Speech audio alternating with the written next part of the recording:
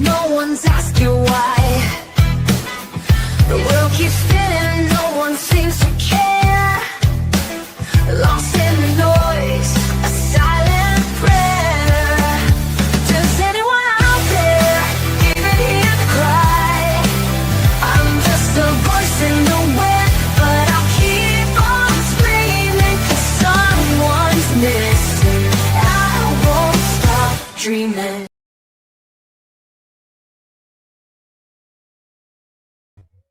Hi, everyone. Thank you for joining me this evening. Tonight, I'm just going to go through and I'm going to read some missing persons flyers. I've been slacking a little bit. Usually, I do this at least 1 hour a day during Monday through Friday, but I really haven't done this in a while and it's kind of adding up a little bit. Let me say hi to chat. Hey, JP. How are you? I hope that you're doing good. Don't give up on that music stuff. Listen, I get it. When I first started my channel, I struggled so bad I just wanted to give up. Don't lose hope with that. I'm telling you you're good. You just need the right people. We have potato casserole. Guys, if you have not checked out JP, please check his channel out. He plays good music. You can listen, you can't not like it. He has a song for everybody.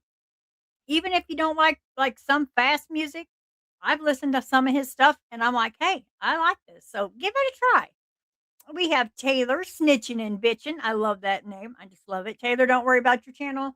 Like I said, guys, if I can help you guys in any way to help get started, I absolutely will. I can tell you what I did to get started, but honestly, it's just a dog eat dog thing on YouTube. So many people want to compete, and I'm not competing with anyone. I don't know, JP. I like it. I loved these last few. Like you really poured your heart out. And it doesn't matter if it goes anywhere as long as you enjoy doing it and other people enjoy listening to it, whether you got 1 or 100. Hey, that's what matters. Life is about enjoying it, right? Hey, Edward, I'm so happy to see you. I'm so happy to see you come back. Welcome back. Everyone, welcome Edward. I'm so happy to see you. Okay, what is this channel? You know what? I will probably have to do this in just a minute. But probably before I do the lives, 'cause I don't have a mod in here. Um, let's see what JP says real quick. Guys, I mean, we should support each other. I mean, I'm not leaving. I'm just giving. Oh, yeah. You know, I get it. I'm not gonna lie and say that. Yeah, I've said so many times, forget this channel. It's not worth it. I'm like. But at the end of the day, don't give up. Hey, Far, thank you for coming in. Guys, please, if you're not, and I know Far is, of course, but if anyone is just lurking in the bushes, check them two out. I mean, seriously, they're trying really hard to build their channels. And to tell you the truth, I mean, they're good people. They're good people. Oh, smiles, girl. Oh, you're welcome. You're welcome here anytime. You're always so respectful. As long anyone that is respectful in here, guys. I mean, in this world, you get what you give. If you're respectful to others, I really hope that everyone's respectful to you. It's probably not how it is, but I'm glad you're okay, JP. Yeah, and it's a mental game. YouTube can really be mentally a game. Hey, Avery, thank you for coming in. All right, so let me go ahead and get started. Let me get a drink because, I'll end up speed reading because I'll get nervous. So if I start speed reading, just let me know. I know it's my thing, it's one of my quirks, but I can't help it. All right, let me get a drink and then we're going to get started.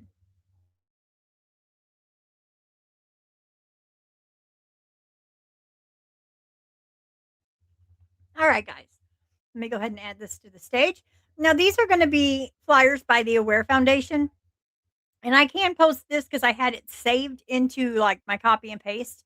I will try before this ends. If you guys remind me, I will share JP's. I know everyone's kind of wanting to know everyone else's channel, but Avery, do you still have a channel too? Because I don't really want to share a ton of links because we all know how this goes. Someone will say something about something, which I don't care. I don't care what people say about me. I know me. But let's just get down to the important part. We have missing people every 40 seconds. Someone goes missing. They matter. They mattered the day they were born. They matter today. They will matter tomorrow, whether they're found or not. People matter. Human beings matter. With that being said, I'm going to go ahead and get started and quit blabbering and get started reading these flyers. Okay, so make sure. Does it sound okay before I keep going? You don't have a channel anymore? Well, I thought you had one, Avery. Okay, as long as it sounds good, this boom likes to make little sounds because I haven't realized that when I touch it, it starts to boom because I'm not used to that crap. I'm old, okay? Yes, topic at hand. Thank you, JP. All right, let's roll this. So this is Isabella Glenn. Now, the Virginia Beach Police Department is asking for help in finding 15-year-old Isabella Catherine Glenn. On May 22nd, 2026, her mom dropped her off at a school bus stop in Virginia Beach, Virginia, but she never went to school. Since then, she's been staying with friends and friends who don't realize that maybe possibly she's missing. Now, she's often spending time in Virginia Beach, the Western Branch area of Chesapeake, and along Airline Boulevard in Portsmouth. Now, she has a nose piercing and usually wears fake eyelashes and nails.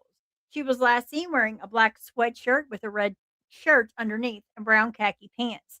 She also has God First tattooed on her forearm. Anyone with information is asked to call a VBPD missing persons detective at 757-385-4101 or the non emergency line, which is 757-385-5000. Okay, let's go over to the next. We have, I'm going to say, I don't really want to say Alexei, but I think that might be it. We'll call him Alex. Alex Lunnan. Now is a critically missing adult. He has a critical missing adult alert, at risk missing person. He's 24 years old.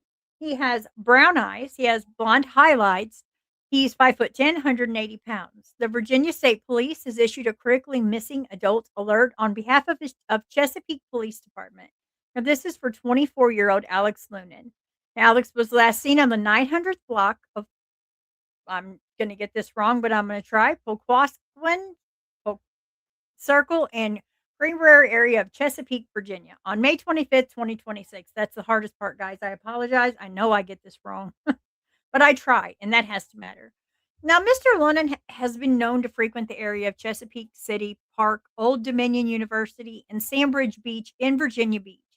Now, he was last seen wearing a blue t-shirt, blue shorts, blue tennis shoes. Anyone who has seen Alex or knows anything about his disappearance, please contact the Chesapeake Police Department at 757-382-6161. We have Assad Lynn. Assad Lynn is 29 years old. He has brown hair, brown eyes. He's 5'8", and he weighs around 135 pounds. Now, Assad Lynn, 29, was last seen by his cousin in New Brunswick, New Jersey, and that was on April 19th of this year. Now, he's also lived in Virginia. On May 6th, he was arrested in Lower East New York for dining at a restaurant without paying, but he was released May 8th. Now, Assad is a vulnerable adult, which is who is unable to live independently. Oh, God love him. Let me reread that. That's so heartbreaking. So, Assad is a vulnerable adult who is unable to live independently. Although he has a social media presence, he has not been active since April 11th. He has no phone or money, and his family is worried about his safety and his well being. He has a chest piece tattoo on the right side of his neck, as well as tattoos with the names Tanya and Elnisa on his calves. Now, anyone with information about his whereabouts, please contact the New Brunswick Police Department at 732-745-5200. Let me come over and check chat. It looks like you guys are doing great over here. Guys, while you're here, if you wouldn't mind hitting like and share, I would appreciate it. I'm not monetized. I don't even want to be. I just want my faces out here of these missing people to go as far as I can. It only takes one person that has a tip, one person that could change a whole life for a family. Yes, doesn't he have a wonderful smile? And you can almost tell by that smile, he was up to no good. You know, he's up to no good right there. God love him. Here's James William Hall. Now, he is an endangered adult, 65 years old. He has brown hair, brown eyes. He's 5'8", and he weighs around 240 pounds. As you see here on the flyer, that's a stock image of the vehicle that he may be driving. On May 18th, 2026, James William Hall drove away from his residence in Canton, Ohio, but he hasn't been seen or heard from since. Mr. Hall does not suffer from medical or mental conditions. His family is concerned for, oh, he does. I'm sorry. Hale does. Oh, no, he doesn't. I'm sorry, guys. This is all blended in. Hang on just a second. Let me switch my glasses. I'm seeing doubles over here. Okay. I hate it when I grab the wrong glass. I apologize. Okay, try again. Let me start over because I don't want to disrespect him in any way. This is James William Hall. He's an endangered adult, 65 years old, brown hair, brown eyes, 5'8", 240 pounds. That's a stock image of the vehicle he may be driving. On May 18th, 2026, James William Hall II drove away from his residence in Canton, Ohio, and hasn't been seen or heard from since. Mr. Hall does not suffer from medical and or mental illnesses. His family is concerned for his safety and well-being. He was last seen wearing an unknown colored t-shirt and jeans. He was driving a 2007 silver Chevy Silverado with Ohio license plate number EFD 6852. If seen, please contact the Stark County Sheriff's Office at 330-430-3800. Oh, look at located safe. I love those. This is Cora Van. I'm not sure how I can pronounce that last name, but Wyke, Wyke, Cora Van Wyke. 17 years old. Her hair is light brown. Her eyes are brown. Now, the Prince William County Police Department is attempting to locate 17-year-old Cora, who was last seen on May 19th, 2026, in Virginia. Now, Cora may stay in the local area, or she may have traveled to Dallas, Texas, or Washington, D.C. Wow, that's quite a variety of places. She has a tattoo on her leg just above her knee and just above her knee to just below it. If anyone has any information about her whereabouts, please contact the Prince William County Police Department at 703-792-6500. Okay, let me check over here. See how y'all are doing. If I missed anybody, guys, if I've missed anyone in chat, I do apologize. I really don't mean to. It's just kind of hard for me to watch chat and keep up because I'm one of them. I'm like, okay, but let's go ahead. Oh, good. Oh, located safe. I love the located safe. This is Alex Scott Neely. Now, he is also a Virginia State critically missing adult alert missing person. He's 43 years old. He has brown hair, brown eyes, 5'10", weighs 215 pounds. Here's another stock photo of another Chevy pickup that he may be driving. This is a stock photo, though. The Virginia State Police has issued a critically missing adult alert on behalf of the Newport News Police Department for 43-year-old Alex Scott Neely. Now, Alex was last seen on May 25th at 9 a.m. at his girlfriend's home on South Riverside Drive in Virginia. Now, he was possibly last seen wearing a black t shirt, black swimming trunks, a camo hat, no shoes, carrying a bag of clothes. He is possibly driving a 2018 Chevy Silverado 2500 pickup truck with Virginia license plate TZP 4033. His disappearance poses a credible threat to his health and his safety. If seen, guys, it's very important to contact the Newport News Police Department, 757-247-2500. And Bonnie was found. Oh, Brony. I always thought it was Bonnie. Brony is found safe. That I'm so happy to see that. And here's our Amber Alert. Before I get to our Amber Alert, I do want to check chat. Oh, thank you, JP. I catch myself stuttering, or I'll say a word wrong, but you know what? At the end of the day, I'm trying. That's all we can do. We just try. That's it. Okay, let me get back. Now, this Amber Alert is from California. This Amber Alert has been activated by the CHP on behalf of the Los Angeles Police Department. Ruben and Deliza were last seen on May 24th, 2026 at approximately 4 p.m. in Los Angeles, California. Now, Deliza was abducted by Rugen Fregoso, and they are believed to be in a white 2019 Land Rover Discovery, California plate 9DAW 715. If seen, please call 911 immediately. She could very well be in danger. Please take a good look. She's only 4 years old. Her hair is black. Her eyes are brown. She's 3 foot tall, 45 pounds. God, hold her close. This guy over here, he is 40 years old. He has black hair, brown eyes, 5'9", weighs 200 pounds. In the middle is the vehicle that they could be driving. Please, guys, with any information about this, save this baby. You can call the Los Angeles Police Department at 213-617-5916. Oh, Anthony Mann. Rest in peace, Anthony. We have Christopher Phillips. Before I start over, let me check up with chat and see how you guys are doing. You guys doing okay? You have any questions so far? I know I just kind of ramble through here and I read them one by one, but my goal is to try to get as many faces out there as I can in my hour that I want to be live. But it is what it is. We'll just try and try. All we can do is try. Okay, so Christopher Phillips is a missing person from Kentucky. Operation Return Home. Now he's 36 years old. He has black hair, brown eyes, 5'8" and weighs 190 pounds. The Louisville Metro Police Department has issued an Operation Return Home, for 36-year-old Christopher Phillips. He was last seen on April 23rd, 2026 on the 5500th block of LaFleur Way in Louisville, Kentucky. Now, Christopher left his residence and has not been in contact with family, friends, no one. Family members report that he may be experiencing a personal crisis and is very concerned for his safety. He was recently seen in the South Park Blue Lick Road area wearing a t shirt, gray sweatpants, and black Timberland boots. If you think you've seen him, if you even have an idea that you may have seen him, please do the right thing. Call in that tip. You never know. It's better to be wrong, than to not call and you actually have been right and then he's missing again. So guys, please, if you think you have any information, you can dial 911 or you can call 502-574-5673. Very important to get him home. We have Antony Michael DeCall. Now, he I am going to really booger this up with this town, but I apologize ahead of time. The Loudoun County Sheriff's Office, I'm sure I said that wrong, no disrespect, is attempting to locate 62-year-old Tony Michael DeCall. Now, Antony was last seen in Loudoun County, Virginia on May 21st, 2026.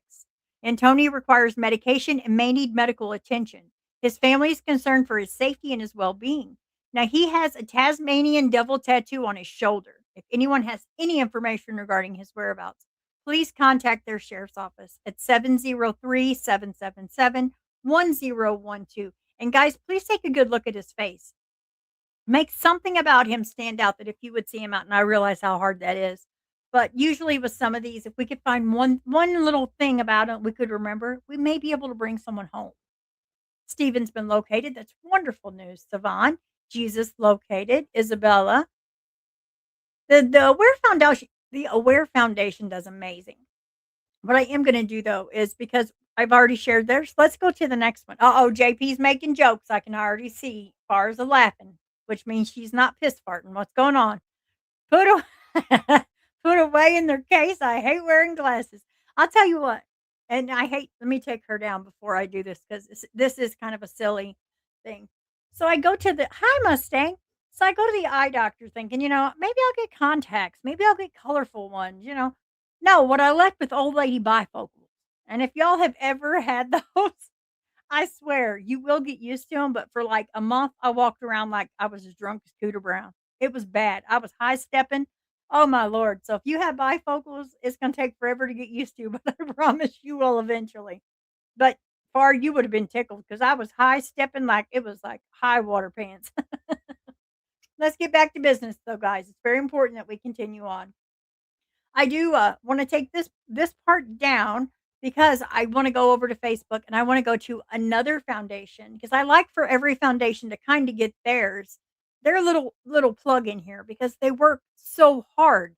It's just so important. It just is. It's like, well, for instance, we have locks of reunification, which usually that jumps up. There it is. Cersei, that usually jumps up fast.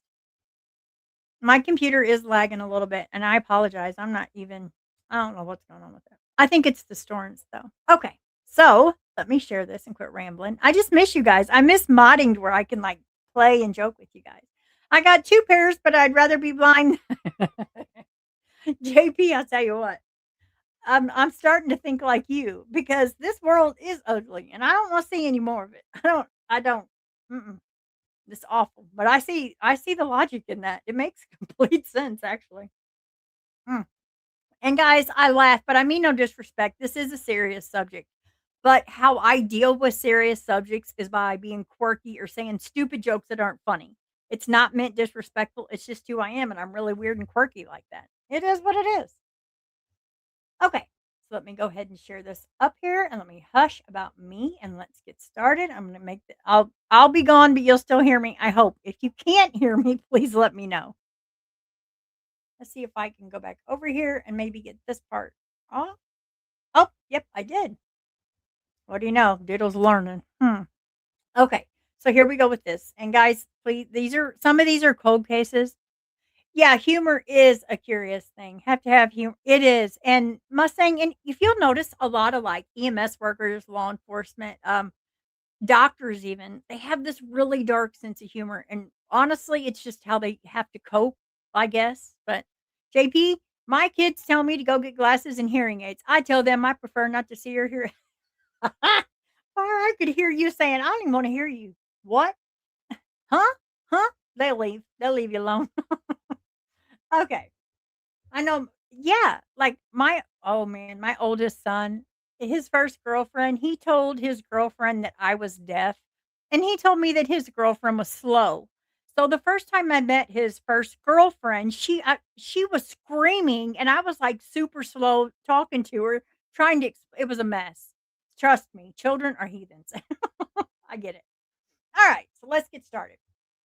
This is Joseph William Ross, missing since May 13th, 2018. He's been missing since May 13th, 2018 from Columbus, Indiana.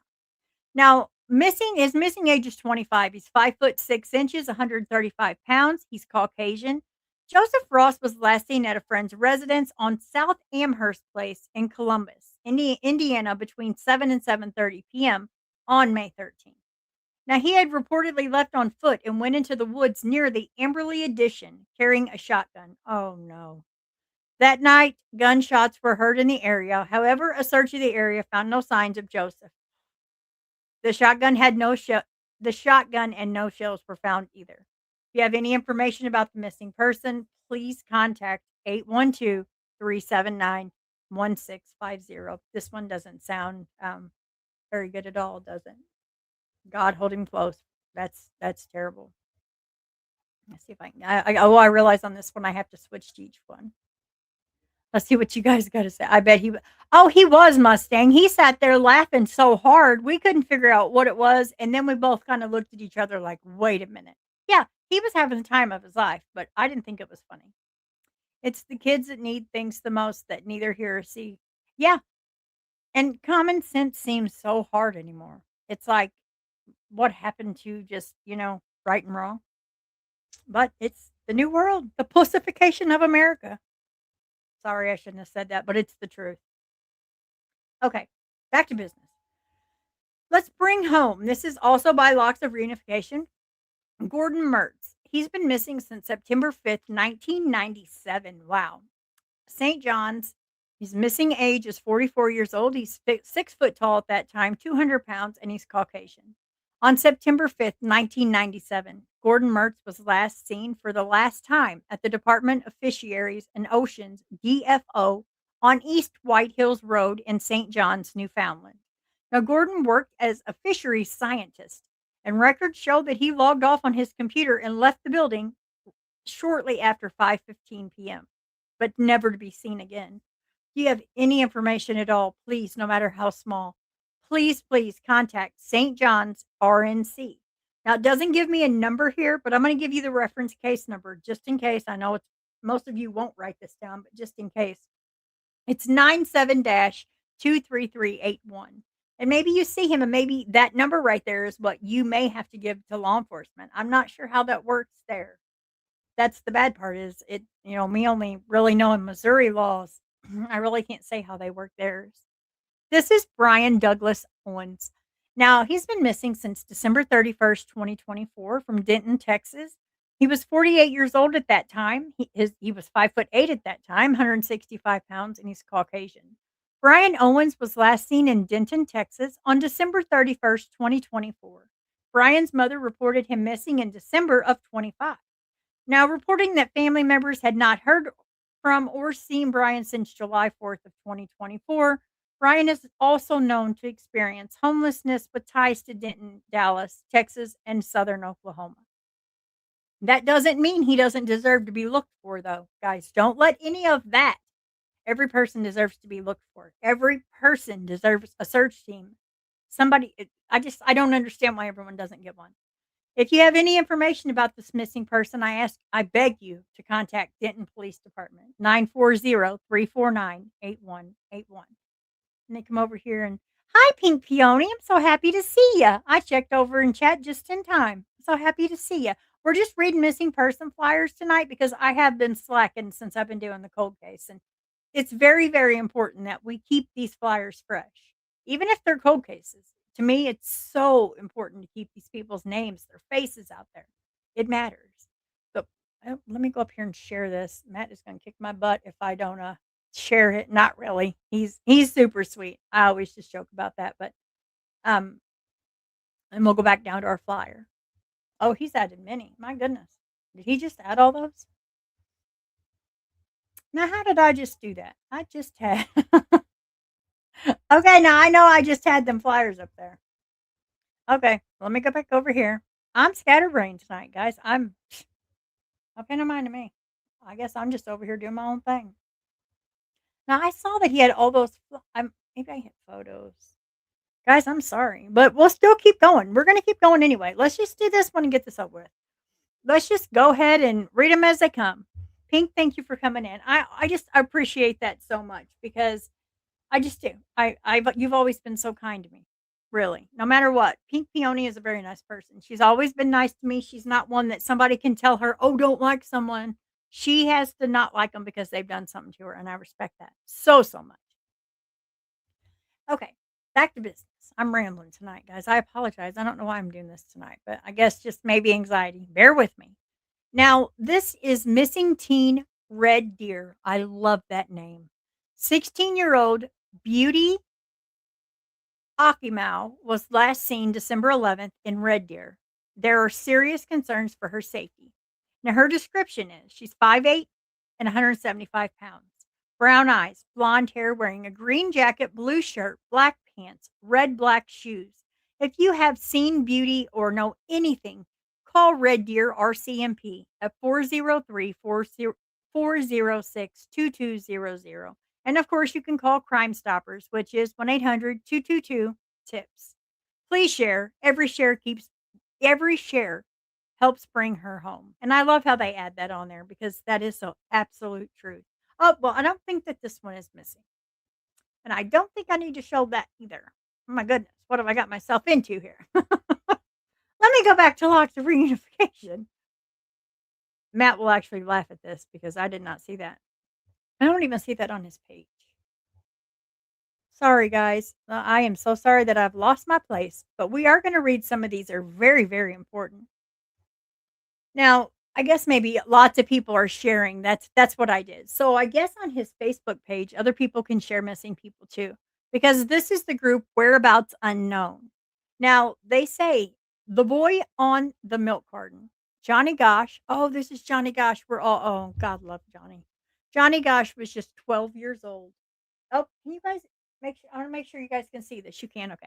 Johnny Gosh was only 12 years old when he disappeared when delivering newspapers to a home in West Des Moines, Iowa. It was early in the morning and it was September 5th, 1982. He was never seen again. What followed was not silence, but a mother's unwavering determination.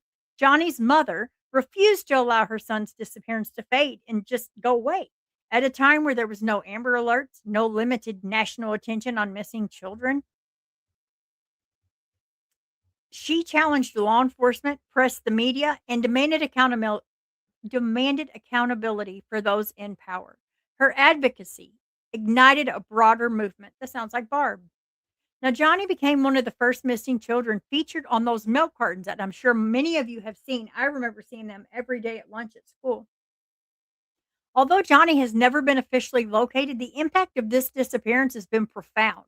His case helped drive reforms into how missing children are reported and investigated today, including the eventual creation of the National Center for Missing and Exploited Children. Oh, that is amazing.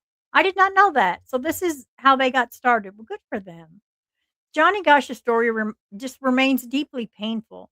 Yet, through Noreen Gosh's tireless efforts, His name has become a catalyst for change and a source of visibility for countless families still searching for answers.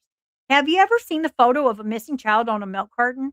Do you think this method was effective? I do. I remember as a kid, I remember those faces. It scared me. Stranger danger was a big thing for me. It still is. Who am I kidding? Is it something that you think that should make a comeback in the many areas where it has been discontinued? Ooh, let me go to the next one, and then I'm gonna come back over and see what you guys think about that. So what do you guys think? What do you think? Do you think they need to bring back the missing kids on milk cartons? I'm really curious to what you guys think about that. It's okay if you say yes or no. There's no wrong answer. I agree. I definitely think they should make a comeback because you know why? Because I know that children have the best memory. And I promise you, when Sean Hornbeck went missing in Potosi, Missouri, and at the moment I lived in that town. And when he went missing, my oldest son knew that face so much that he would search every face at Six Flags, hoping that he could find him. So children really do that made a difference because every child in that little small town was looking for him. So I think it needs to come back. JP, what do you think? Mustang, what do you think? Guys, I mean, tell me your thoughts. We don't have to agree. It's okay. I think it may scare some of these little children because, well, I mean, this is not the same world. Now that it's the new pussification of America where we have to protect our kids in certain ways, but not protect them when it matters, it's a little off for me. I don't know. I'm not sure. My opinion is put them back on there. Let kids be aware. I don't know what that is. Really? Okay, so JP years ago, when I was in like elementary school on up, I mean, I think maybe all the way to middle school. So when we got our milk with our lunches on the milk carton was always a picture of a missing child. Now, it didn't give a lot of the details, just their name and then the number to call if you think you may have seen them. And that was every milk carton, chocolate and vanilla and the regular white milk.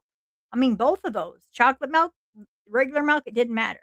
And as a child, you see that, it scares you. So that was kind of their way to give us our first lesson in stranger danger. The sad part is later in life now, it's not really stranger danger because a lot of it's happening in their own homes and these babies don't have a chance. So, I think it should come back. But I'm surprised JP did not maybe they didn't do that in yours. Oh, yeah, yeah.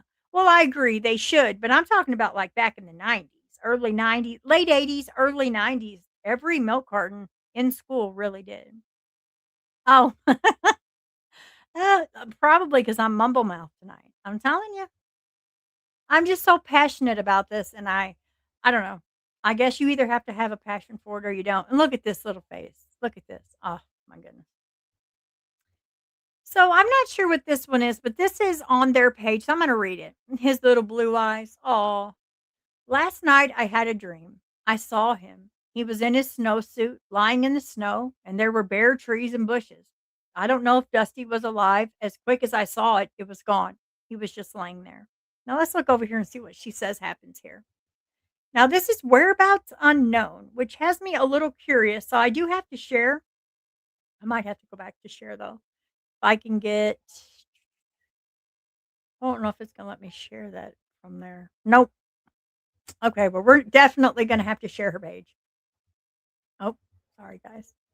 We're gonna share her page because apparently she does a lot of the old ones. This is a new one, guys. I'm actually excited that we find these new pages of people that care, you know? That's okay. You're fine, JP. I stay distracted all the time. I have ADHD. I'm squirrely anyway. Okay, but this is the page. Whereabouts unknown. So let's go through hers for just a minute since I shared her link. The disappearance of Nicole Morin. I wish I could make that bigger. I can. Okay, great, great, great.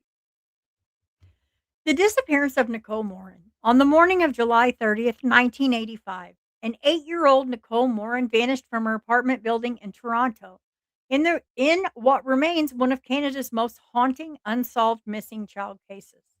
Nicole lived with her mom in a high-rise apartment near, I'm going to say that wrong, the West Mall Road area. That day, she had planned to go swimming with a friend in that building's pool. At approximately 11 a.m., Nicole left for her 20th floor apartment crying, her swimsuit and towel. She stepped into the elevator and was expected to meet her friend in the lobby. She never made it. Despite extensive searches involving police, volunteers, helicopters, tracking dogs, national media attention, no confirmed trace of Nicole has ever been found. Oh my goodness, that's crazy. Now, investigators have long believed that Nicole may have encountered someone inside that building shortly after leaving her apartment. Well, yeah, I mean, she made it to the elevator, not out. I mean, oh, good Lord. Over the years, police have followed numerous tips and interviewed many persons of interest, but the case remains unsolved for decades, 4 decades later. Now, Nicole was described as having brown hair, brown eyes, a small birthmark on the upper right side of her forehead. She would now be 48 years old. Now, Toronto police continues to investigate her disappearance, and a $50,000 reward remains available for any information leading to answers to her case. I'm going to repeat that $50,000. If you have any information, what are you holding on to it for? $50,000 can be life changing to a lot of people. Anyone with information about the disappearance of Nicole Morin is, I beg you, please do the right thing. Please contact their police service at 416-808-7400. And I think these kind of get in depth a little too much. So let's go down to Stolen Spirits and see if they've added any more today. I like to add as many of these little foundations as I can, or even groups. They're not all foundations, but of course, here's Stolen Spirits. Let me go ahead and share theirs. I like to include everyone. The reason I like to include everyone is because nothing feels worse than feeling like you just don't fit in, like you just don't belong somewhere. Well, I want you all to know that you always belong here. We may not always get along, but that's okay. We're not going to get along. That humans are not made to always get along. But please, if you are not familiar, and I know you guys all are, please check them out. They do amazing work. I don't know if they put anything. Oh, they did put one more. Okay. I'm going to play this, guys. In chat, if you guys will please, oh, I don't know how traditionally, can you guys put a feather as I play this? A feather in chat, just so we can honor him in loving memory of Moise Siwa. Oh, this is gonna be sad. I'm just telling you because I always get teary eyed with these because they do so.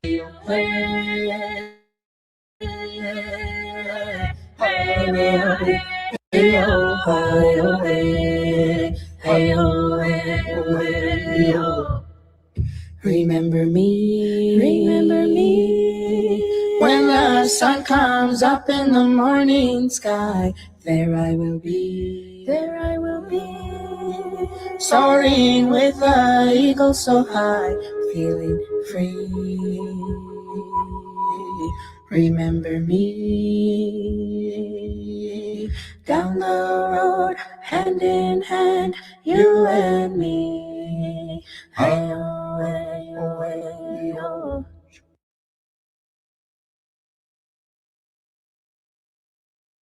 Aw, see, and that they do such a wonderful job. Thank you. Where's Amy Fountain? Thank you, Far. It's just so important that we remember those that are gone. I mean, once you become the older in the family, like you're the elder and everyone in your family that's older than you's gone and it's your turn, life tends to turn around a little bit. And some of you don't understand that and some of you do. With that being said, let me go ahead and let's go to the next. I mean, I am going to share this I'm going to share it again because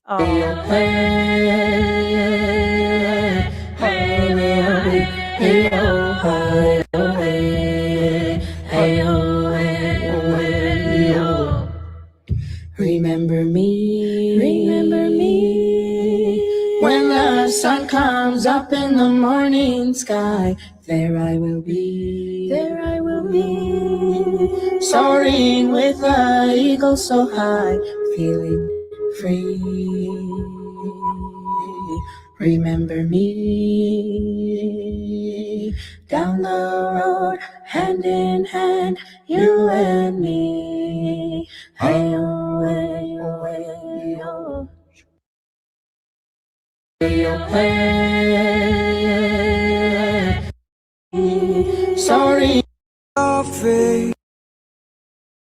Your face on every poster, street walls around the world.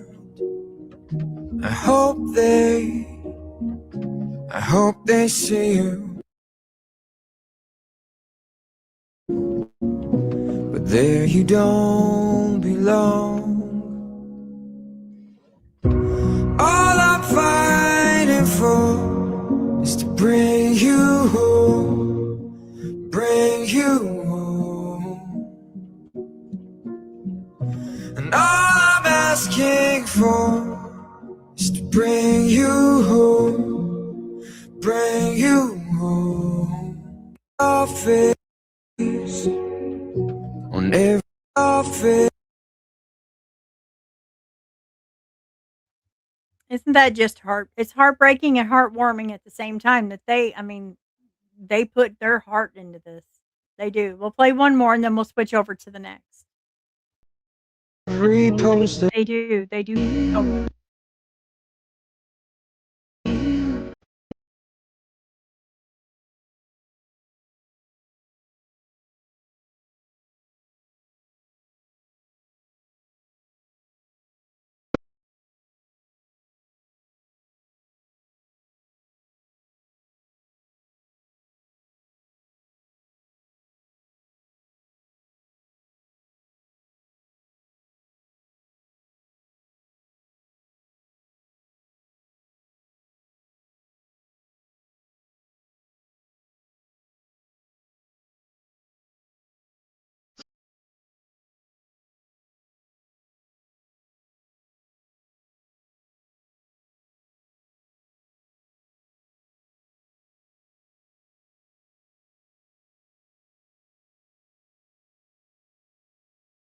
okay, guys.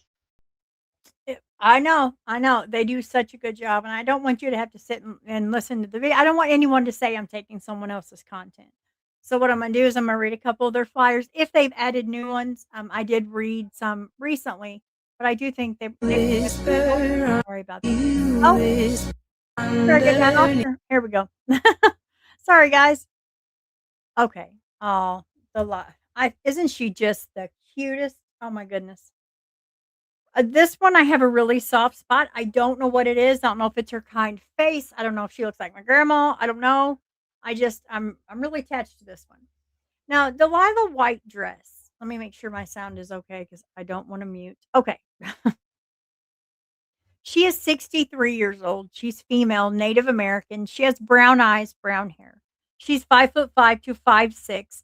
She's around 160 to 170 pounds. She may be wheelchair dependent, and there is concern for her well being. She went missing sometime between March 8th and April 8th, 2025. I can't answer any of the questions.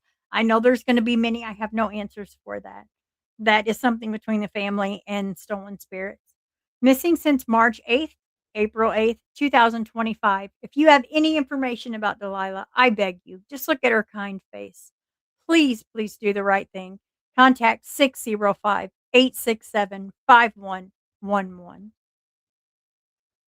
See if she's added any others. Um, I think oh, yep, that's it on her. Okay. So then we're gonna go to which one did I miss, guys? I know I've missed. I did the Aware Foundation. I know. Oh, Dan's gonna kick my butt or Jazz. Let's do Missing in America because I don't need Dan and Jazz on me. I'm playing. They're super sweethearts, but this is theirs. And of course, you guys, I know you guys are familiar with this for sure. These are amazing people. I've only got to speak with Jazz a little bit. I'm more familiar with Dan just from TikTok and his advocating, but apparently Jazz is an amazing person. Mind of Monsters brags on her. I think I was on a panel with her on Mind of Monsters TikTok at one point, and she's such a kind of woman. And they put their heart in this too. They do. I can't say anything bad. And of course, we have a Sodlin. Oh, and we may see some of the same flyers, but let's go ahead and talk about the ones that haven't been out yet, because, this little boy, I have to show this. Oh, this is heartbreaking. It just Amber Alert, Will Y. Wesley Richmond. Now, you guys know I'm not great with the cities or lots of last names, but I'm gonna give it my best. He's missing from Utah. Now, Wesley Dane Richmond, ED80, 10 messes. Now, I'm not sure what this means. Pink, if you're still in here, Oh my goodness. I wish you were comfortable coming on panel because I don't know if I can read this. It's in Spanish. Um, I can't. I don't know Spanish. I'm sorry. I do know that he has been missing. I'm thinking May 16th, 2026. I can't read this. I apologize, guys. Maybe over here on the right, maybe they will give me they do. I should have known. They always do. Amber alert. Here we go, guys. I'm sorry. Amber alert. Please share in Mexico. We are asking everyone with friends, family, or community connections in Mexico to please share this flyer immediately. Missing children, Will and Wesley Richmond, are believed to have crossed the border into Mexico with their father last Tuesday. Authorities believe that both children may be in imminent danger. Oh no. Please help spread awareness across Mexico border communities, social media groups, family and friends networks, churches, community organizations, trucking companies, travel groups. If anyone sees these children, the suspect, or the vehicle shown on this flyer, please contact law enforcement immediately. Call 911 immediately if seen. You can call Central Dispatch, which is in Utah, 801-798-5600. And as you can see, this is an Amber Alert and very serious. Guys, please, if you think you see these babies, please do the right thing. They could be in danger. Okay, let's see what we got going on here. What's the next? They get a lot found. If you'll look here, look how much work they've done. They did this billboard, Missing Children's Day, Missing in America Network. I mean, they do a lot of work. They do. There's nobody that can say they don't do their part. They definitely do. They visit with families. And we have Jared McCullough, of course. I'll go ahead and read his. I know we're all familiar, but hey, a refresher never hurts anyone. Is there anything in chat? Guys, you guys are so silent. Feel free to chat with one another. It's okay. I promise. I got it on the 5-minute subscriber thing, so we shouldn't have trolls. And if we do, well, they're just bored and have nothing else to do, I guess. But we're not going to pay attention to that. Let's talk about Jared. Now, this is Jared McCullough. He disappeared 11/5/2023 in Indiana. Knox County, Indiana. His vehicle and 2 dogs were located 11/6/23. At that time, he was 33 years old, 5'9", 175 pounds, blonde hair, blue eyes, as you see here. Um, if you have any information, please do the right thing. If you have any information surrounding the disappearance of Jared McCullough, please reach out to law enforcement or call the anonymous tip line above. $2,500 reward. Come on, guys. One of you guys have information, and I know you can use this money. Do the right thing. I beg you. Give a family peace, and you can get $2,500. It's a win win. Do the right thing. Oh, we have Chance. God love him. This is Chance Edmondson. Now, we all know I'm very close to this case. I just love his mom to death, and he looks just like his mama. Today, we honor and remember Chance Edmondson on what should have been another birthday surrounded by family, laughter, and love. Instead, his family continues to fight for answers and for justice after Chance's death on July 7th, 2023. Now, Chance was a United States Marine Corps veteran whose life mattered, still matters, whose story deserves to be heard. His loved ones believe that there are still seriously unanswered questions surrounding his death and continue to advocate through a very transparent investigation. Like, his mom is like playing detective. And Laura, you are doing amazing. I mean, she's doing amazing. Please take a good look at his face. Please say a little prayer for his mama tonight because I'm telling you, grief is hard. We have Juan Camilo Trujillo. Oh, goodness gracious. We have Juan Nino, last seen March 20th, 2026 in Milwaukee, Wisconsin. Juan was last seen on March 20th, 2026 at a gas station on North 76th Street.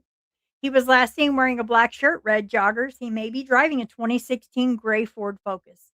You have any information regarding Juan's whereabouts or you have any kind of clue to where he may be, please contact the Milwaukee Police Department or you can get a hold of Missing in America anonymous tip line. You can also call 911. No matter how small it may seem, your tip could make a critical difference.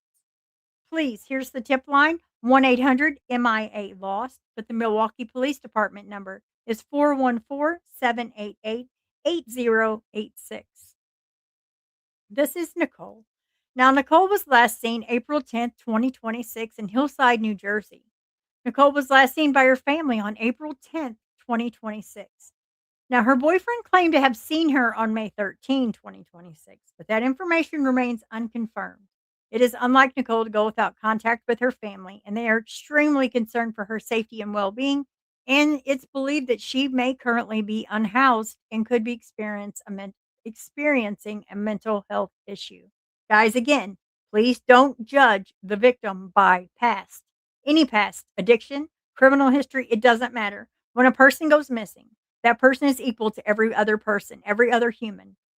Someone goes missing, people need to get their asses out there and search. Sitting online and gossiping about the other creator and being in competition with each other doesn't find people. What does find people is sharing flyers, getting your butt out there, searching, not sitting behind a computer and making fun of everyone around you or bullying people that don't agree with you. That's not what happens in this channel. I beg you, if you have any information about Nicole, anything at all, please contact their tip line 1-844 MIA Lost, or you can contact their police department at 732-1100. Let me come over here and chat because I may have already put y'all to sleep. Y'all, are you guys awake? Dad is apparently very depressed. I agree. I do. That's kind of my thing. And that's, oh God, that's so, so sad. So, so sad. Okay. Preach the truth. Oh Lord, don't get me going to be like Medea Mustang. Boy, you get me going. I bring in the hallelujah and oh boy, you don't want that.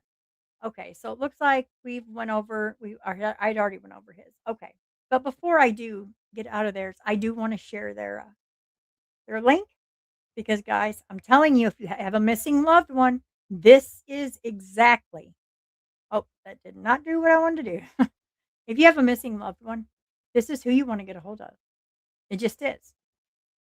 If I can copy the link. It's an email address. I hope they don't mind me sharing. I better just go with I'm gonna go with their website. I don't really know how they're gonna do with the email address.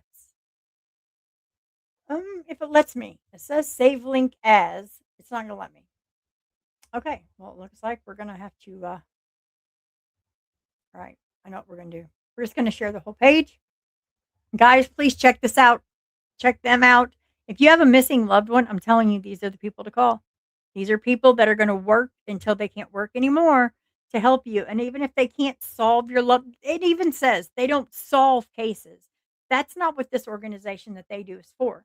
They don't solve cases at all. They just help. Oh, I better take that off there. Let's see how many I've shared on mine today because there is several I'm sure I have missed that I haven't went through. Brett Bradley. Okay. This All right, guys. So this one hits home. Hi, Doodles and Gray. I'm so happy to see you. This one hits home because this one is close to my area.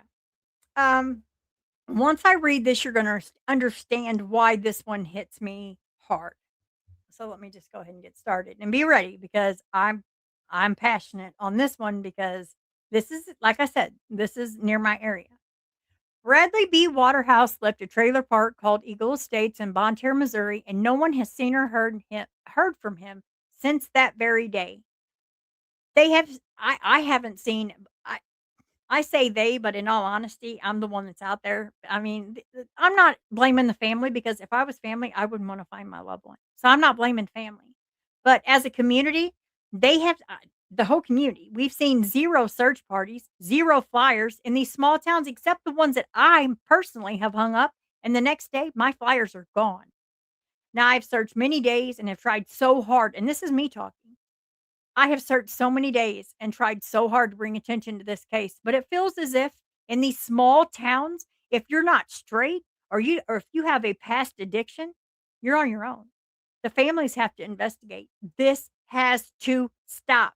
No human being is better than any other human being. I don't care who they are. I don't care what their sexual preferences. I don't care what clothes they wear. I don't care if you have a problem with them or you don't. If someone's missing, they're missing. Everyone should be treated equal, and this one hits me hard. Why is there no search parties? Where are the helicopters? Where are the drones? Where are the community? Guys, if you're in the Bon Terre community, hit me up. Where is this community together to gather around and help Bradley? Nickname B. I know that I'm getting nowhere with this because I've tried and I've been doing this and doing this. which I do have a little bit of contact with family that gives me little tips to where I can go search, and I do, but there's nothing there. But I'm taking every one because you never know when that little tip is the tip. The guys, I need your help. I need you to share. I can't do this alone. I'm one person, just one. So please, please share this flyer anywhere you see this flyer, please. I don't care about what a person's sexuality is. I don't care what they do, who they screw. I don't care what they shop, where they shop. You know what I care about? Their heart. They're human being. They're human. Stop with all the hate. We're never finding anyone if we only pick and choose who gets justice or who gets hate. That's not okay. Let's go.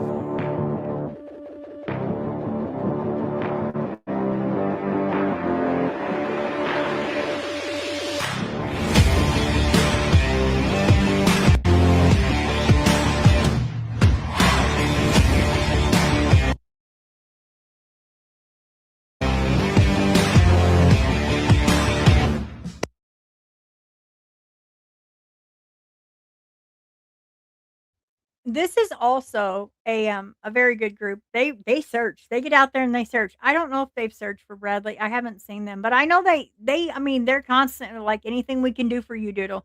Anything that you need help with, Doodle, let us know. They're an amazing group. Let me go back over on Facebook so I can give you the exact name because right here. Missing and first I was iffy because we get so many scam pages. I was like, mhm. So I kind of was like leery. So this is what it is, and it's called Missing and Endangered Northwest Missouri and Surrounding Areas. Now, every time I have had to reach out, and I haven't had to, but I chose to reach out to them because I live in Missouri, and if they're willing to search in Missouri, and even if they're Northwest, they could be a huge asset to someone that's missing in that area. And together, all of us advocates together could really make a difference. And he shares, or he or she, I don't know which is which, but let me share this too because I really wish there was a better way from some of these will let me share their page and some it just doesn't. So maybe if I don't know why it doesn't give me that option. Maybe if they're like monetized, which I don't know that they are, but I'm going to go ahead and just share this again because they're always offering to help me.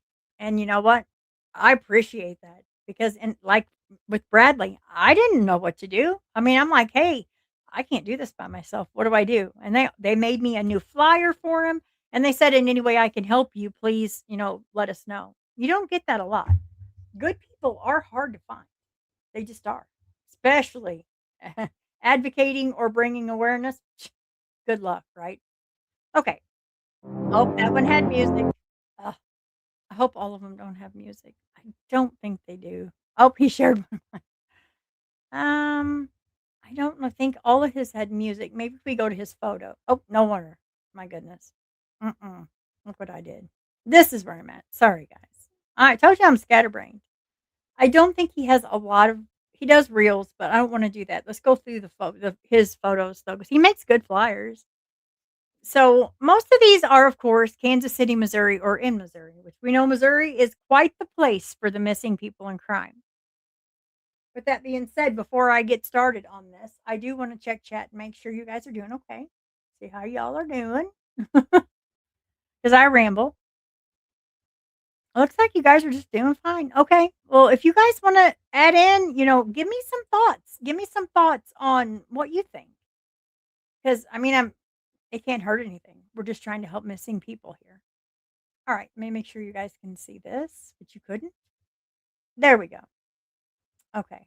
And a lot of these will be from Missouri, but I want to try to add every one of these people that make flyers because they deserve it.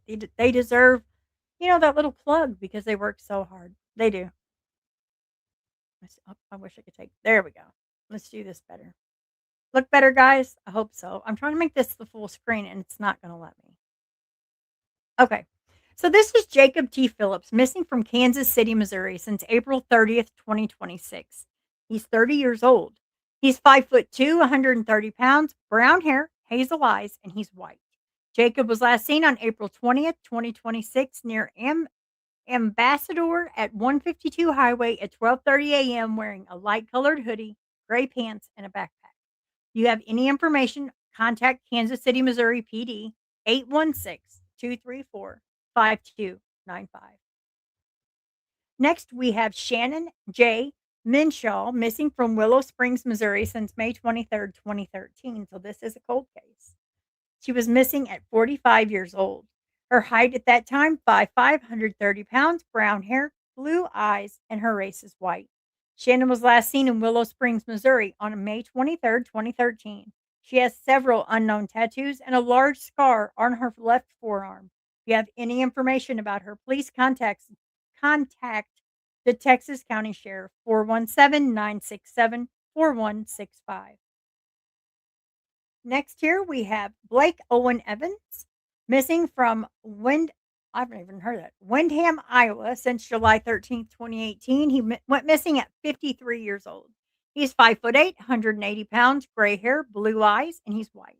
Blaine has multiple scars, including a 4-inch scar on his left shoulder blade. If you have any information at all, please contact Johnson County, Iowa Sheriff, 319-356-6020. We have oh, I'm going to say this wrong. Dietrich Julian Foster, missing from Independence, Kansas City, Missouri since April 12th, 2020. He was 37 at the time he disappeared. 5'9", 190 pounds, black hair, brown eyes. His race is black, which African American. Okay, so Dietrich was last seen in Independence, Kansas, not Missouri. Independence, Kansas. There's an Independence in Missouri and Kansas, guys. I apologize. On April 12th, 2020.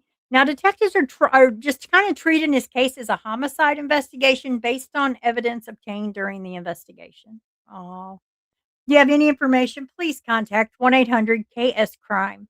There's a $5,000 reward. Please, please do the right thing. Call that number, 1-800-KS-CRIME. Honoring our fallen heroes. I love that. That's really nice of them to do. Where is Blaine Owen Evanson? Missing from Windham, Iowa, missing since July 13th, 2018. Tune in with us via podcast right here on our page at 7 p.m. on May 31st. So I'm going to skip this one because I don't like to kind of do that because I don't know if it'll get canceled. This one worries me. Jonathan A. Brown's been missing from Independence, Missouri since May 10th, 2026 at 45 years old. He's 6 foot tall, 200 pounds. He's bald, blue eyes, and he's white. Jonathan was last seen wearing a black hoodie and blue jeans. He is only 45 years old, but this one kind of gives me some red flags, and I will definitely be praying for him. We have Lindsay Lee Watts missing from Edna. I have never even heard of this town in Missouri, and I've lived here forever. I'm going to put Edna, Missouri since May 19th, 2026. She's 35 years old. She's 5'2", 125 pounds, brown hair, brown eyes. She's white. Lindsay was reported as a missing person to the Knox County Sheriff's Office on May 19th, 2026. Now, Lindsay's car keys, wallet, all left behind. Huge red flag. At her home in Edina, that's what it is, Edina, Missouri, and her phone was found by the sheriff in a ditch not far from her house. Oh my goodness, guys, this is a red flag. I need y'all to share. Please share this out because this is dangerous. Knox County Sheriff's Office, 660-397-2186. Oh my goodness. Pink says, it's delicious when added cooked noodles. Y'all talking about food without me? Lentil soup? What is lentil soup? I don't know if I want to know. I better continue with my flyers. Lentil doesn't sound good to me. I don't know what it is. We have Christopher Vasquez, missing from Independence, Missouri since June 12th, 2014, 23 years old at the time he went missing. He's 5'11", 140 pounds, brown hair, brown eyes, and he's Hispanic. No other information available. I don't have any to offer. This is all the information that's been put out. If you have any information, please contact the Independence, Missouri PD, 816-325-7300. But coming from Missouri, let me tell you, if you think you see any of these people missing in Missouri, call 911 immediately. Just try to remember the name. If not, pop your butt back over on my channel and get a name. Please, because in Missouri, you need to call 911. Even not the non-emergency line. Just call 911, let them know. And of course, he's a nameless. So here we have Christopher M. George. I'm going to look over here and see if Pink Peony described to me what exactly lentil soup is. I know that sounds silly, but I really haven't heard of it. Okay, they are very healthy. Lots of Mustang. Okay, it's delish when adding cooked noodles. When I had noodles, beans, and really? Is there a certain kind of noodle? Like it's not. Of course, it's not like ramen noodles. Is it like elbow noodles or macaroni noodles? What kind of noodle do you use? We got totally off track here, but you know I am with food. Can't help it. I'm fluffy. So we have Christopher George missing from Stillville, Missouri, missing since 2020, age 37 years old. This is a little closer to me too. It's a little closer to my old hometown. Now, Christopher George, he's 6'1", 185 pounds, brown hair, black eyes, white in race. I have black eyes, so guys don't mean he's evil. My eyes are brown, but they do the black thing too. Christopher was last seen leaving the Green Stay Hotel in St. James, Missouri to go to the Rose Bar in Cuba, Missouri. Now, Cuba's a very small town. A train actually goes through. There's several trains that come through there right in the downtown Cuba. So this is a small town. So he went to this Rose Bar in Cuba, Missouri and never reached. Oh, I am so sorry, but that was loud. I am so sorry. I hit this mic. Guys, I got to move this. I'm so sorry. I hate it when that happens when I'm listening. So Christopher was last seen leaving the Green Stay Hotel in St. James, Missouri to go to the Rose Bar in Cuba, Missouri, but never returned back to his hotel room. Oh, my goodness. If you have any information at all, please contact Crawford County Sheriff's Office at 573-775-2125. We have John Cole missing from Forsyth, I think it's Forsyth, Missouri, since May 21st, 2019, age 49. He was 6'2" at the time, 211 pounds, brown hair, blue eyes, white in race. Last seen walking on County Road 644 in Taney County, Missouri on May 21st, 2019. If you have any information, please contact 911 immediately or dial 417-546-7250. Let me come over and check chat because I'm sure. Yeah. Okay, so small typed cooked noodles like mini macaroni. Oh, okay. I was gonna say macaroni noodles, but yeah. I'm just curious. Yeah, I'll try it, I guess. Maybe. The whole lentil thing, I'm like, "Oh, what's a lentil?" You would think I would know, right? But no. No, I didn't know. Okay. So we have Ian Matthew Schotten, missing from St. Louis, Missouri since May 19th, 2022. He was 34 years old at the time he went missing, and his current age is 36. His date of birth is 6/2 of 88. He's 6'1", 160 pounds, brown hair, blue eyes, and he is white. Ian has tattoos as in photo and has an unknown tattoo on his chest. If you have any information, please contact Missouri State Highway Patrol Troop C. That is 636-300-2800. And over here to the right, you can see where they say tattoo. These right here. Looks like I don't know if that's a tattoo, but I know this definitely would stand out. Okay, so let me go back over here and see how long I've just been rambling on. Oh, I've been on here longer than now. We're just going on and on. Okay, so guys, is there anything else, anyone that's missing that I need to stress that I need to focus on right now? Like I know we have the Amber Alerts, but I mean, in all reality, let's see. I'm sure I can find. We still have Amy Fountain missing. We still have Marissa Carmichael. Let me go over to mine. I would like to play. It's very short. The reason I play this is because Marissa's coming on. I think Marissa's 2 years now, if not a little longer, and Amy's not too far behind that. And we just listen. We have to fight harder for our missing. We have to. Let me just go ahead and share my Facebook here. I'm let me take this off here because I have nothing to hide. Most of you guys are all on my Facebook anyway. I'm an open book. If you have a question, just answer me. If I don't want you to know the answer, I'll just tell you it's not your business. I've done it before, but usually everyone's great. The Italian in you loves pasta. You're Italian, JP? Really? I was thinking that you were more like Greek. I don't know why. You're Italian. Oh, okay. All right. Dude, you go, oh, thank you. How's Tony, JP? I miss her. I used to watch her play those games. She's good. Yeah, JP's just like, the Italian in me loves to make the meatball. I had no idea he was Italian. No idea. No clue. All right, let me go ahead and show you my Facebook. I have nothing to hide. If y'all get my name, oh, it's not like I'm out there anyway, right? Okay. So we're gonna come on out here. I'm gonna go to, and if you don't want to watch these, you don't have to, but I feel they're very important. I'm not gonna go through like all of these, but I do want to go through Ian Rogers. I want to do The Missing Never Forgotten because that includes Amy. It also includes Amy and Marissa. We have the kidnapping of Gina Dawn Brooks, which is a short video. We have the two women, which is Amy Fountain and Kayla, which both I connected one home, which is actually a trap house. Then, of course, you know the Timmy D's. I won't play that one unless Barb pops in and she wants me to, then I will. But most of these, if there's anything on here you want me to play, just tell me. I mean, my boy is out of school. I can stay up late. I love him being home. I absolutely love him being home.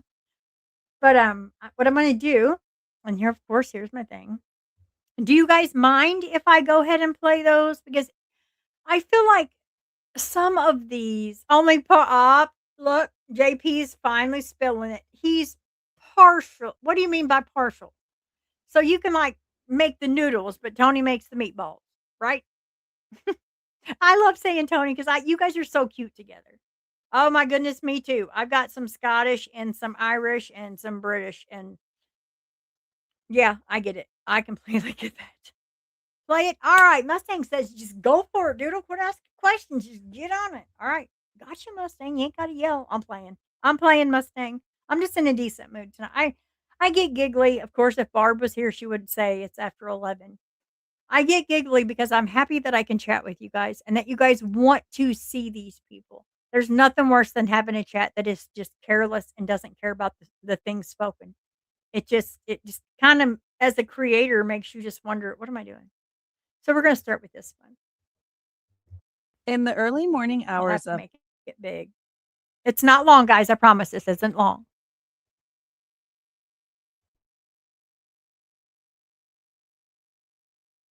August 26th, 2024, Ian Rogers dropped his girlfriend off at work. He returned to the home they shared. He got ready for work. He stopped by his mother's house to pick up work tools, and he was never verifiably seen again. Ian worked for Spartan Exteriors, where he had recently received a promotion. With his promotion, he was enjoying a salary increase, and he was provided with a work truck. The work truck, a 2019 Dodge Ram, was captured on at least one that we know of traffic camera, but it was unclear if Ian was the driver of the truck as the image is super grainy. Between 9:30 and 12:30 p.m., we are aware of some phone calls that he made to family and to coworkers. And a phone call was made from his phone late in the morning that indicated that the truck was overheating and that he would be late to work. And it wasn't until that evening when Ian's boss, Joe, arrived at Ian's mom's house to tell her that Ian had not arrived at work that day. And since that day, family and friends have focused on taking action on finding Ian. And Ian's disappearance was immediately reported to the Wakulla County Sheriff's Office. A Facebook page was created and missing persons flyers were distributed. Also, this case was added to the NamUs website, which is a website that houses critical information about people who are missing. And at this time, June of 2025, there has been no contact or word from Ian. All right. So at this point, because it's a missing person, there doesn't seem to be a lot of information at all here. We've talked about a truck that's missing. We've talked about him that's missing, and it's just poof, he's just gone. Mm-hmm. And no one seems to have any idea of really what to go on. Mm-hmm. So let's see, based on that summary, I want to start with, we understand he was getting promoted or was promoted. Do we know what he was supposed to be doing that day? Yes, he was supposed to be reporting to work at the work site, which is in Killarn, which is in Tallahassee. And he lived at the time in Crawfordville, which is south of Tallahassee. So he was supposed to be traveling in the work truck north, either up the Crawfordville Highway or the Woodville Highway. Mm-hmm. And then most likely circling around Capitol Circle. There are several ways to do it and heading up into that Killarn neighborhood, which is the northeast part of Tallahassee. Okay. What about, was there anything going on around this time? Yes, the day he disappeared was August 26th, 2024. And what's really notable about the timing of this disappearance or of him being missing is that the next day, August 27th, is his only child's birthday. And we know from talking to family that he had been talking with his child about a birthday party. They had been making plans. He disappeared on a Monday.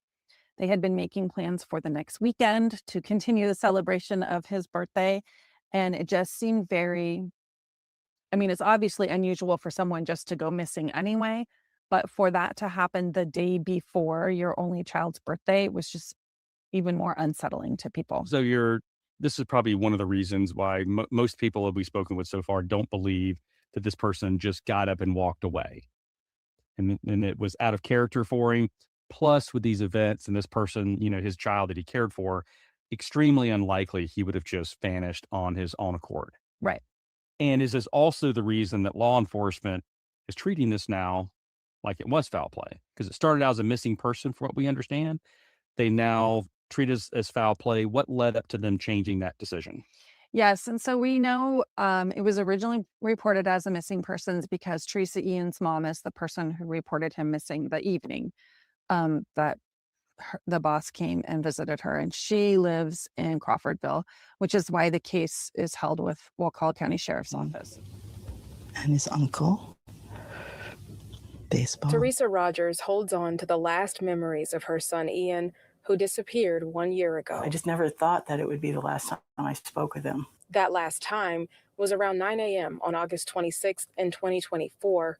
Ian had recently been promoted at work. Ian's boss came to our house and said that Ian hadn't shown up for work that day. That's when we knew there was something wrong.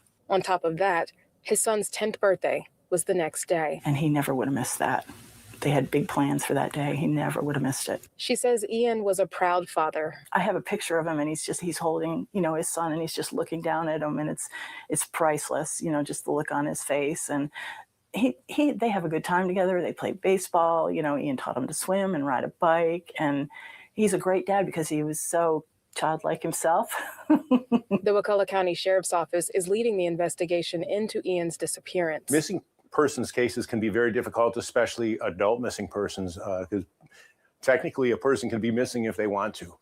We've worked copious amounts of leads of interviews, records, cell phone records, all sorts of different investigative leads. Captain Brett Sirachi says Ian's truck was last seen through a license plate reader in an area near Tom Brown Park in Tallahassee. After the LPR hit, that is the last actual credible information that we have, and that was just on the vehicle itself. But he's smiling in most every picture, and that's his missing poster. Teresa's oldest son, Daniel, passed away unexpectedly in February, and with her other son, Ian, still missing, she's bracing for a difficult holiday season. I don't know how it'll be this year because Thanksgiving and Christmas were like our holidays, the big ones, and not having him there last year and then, not having him and his brother not there this year, it's going to be a real challenge. Great man to have by your side. Again, couldn't be more grateful for all his help and understanding and for the opportunity that he gave us. He drove us to the biggest sinkhole in his land, near the cell phone ping location. I'm gonna be all around it. The motors and batteries are made with a transducer. This is a transducer at the bottom. Start at the sinkhole, and then is it visible on the map, like on Google Maps? I don't know. This is awesome.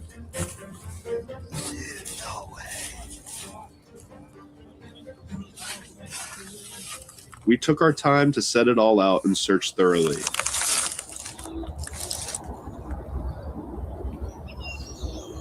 The sinkhole was cleared, no sight of any lead, and it's time for the next one. All right, we got her back up. It was hard not finding any answers. We're going to fly the drone, of course, along the roads as we go. We already have flown a lot of the roads near the cell phone ping. but this is another spot that we may be able to check with the little buddy.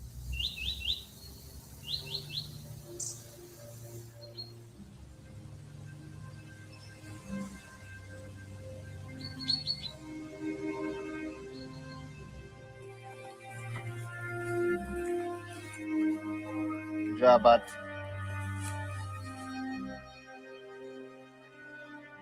It was a great search. We covered the whole entire lake. If there were to have been his truck in there, we would have seen it clear as day on the sonar. Now we've got, I think, 2 more spots, and then we're going to basically just fly.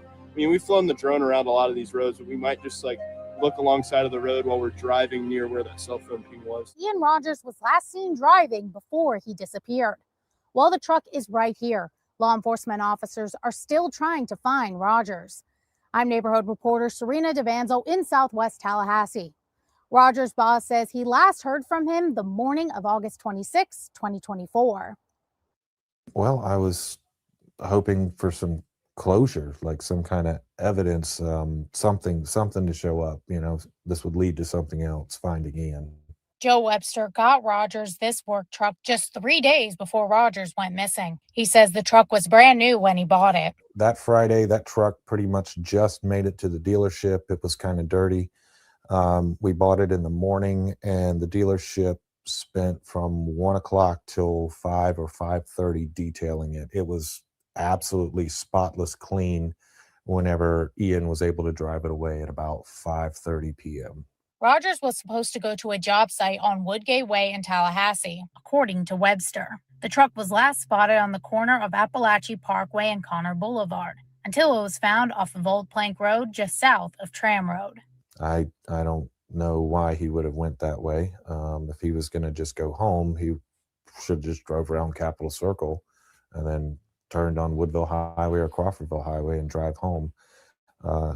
Driving further out the parkway to hit Chairs Cross Road and then cross all the way over Tram to Old Plank is just adding 15, 20 minutes. In the Ian Rogers missing persons case, 5 different agencies and 7 different canine dogs were in the wooded area off of Old Plank Road Thursday morning looking for Ian Rogers. I'm neighborhood reporter Serena DeVanzo in Leon County. The search ended around 3 p.m. as their search would go on to other private property they haven't been cleared to access. The search parameter was about 3,280 feet in each direction around the truck's location. The truck was found on private property off of Old Plank Road south of Tram Road. Giovanni Hampton, a spokesperson with the Leon County Sheriff's Office, says that the processing of the evidence when the truck was found and coordinating the agencies involved is why this search took over a week to conduct. So Wakulla County Sheriff's Office will continue to be the lead agency on the case. Because the truck was found in Leon County, we are assisting them along with multiple other agencies. They also had 7 canines on the search doing different jobs. So Rocket is a ESD canine, and he's going to help us find the victim's cellular phone. Hampton said that his phone was not found with the truck. The North Florida search team also had their drone in the air searching the area. In our previous coverage, the truck's bumper and windows appeared to be damaged. After following up with the Wakulla County Sheriff's Office, the windows were not damaged, and the bumper's damage was from the truck being removed from its location. According to Hampton, there was no evidence of foul play when processing the truck. If you know anything about this case, please reach out to the Wakulla County Sheriff's Office at the number listed here.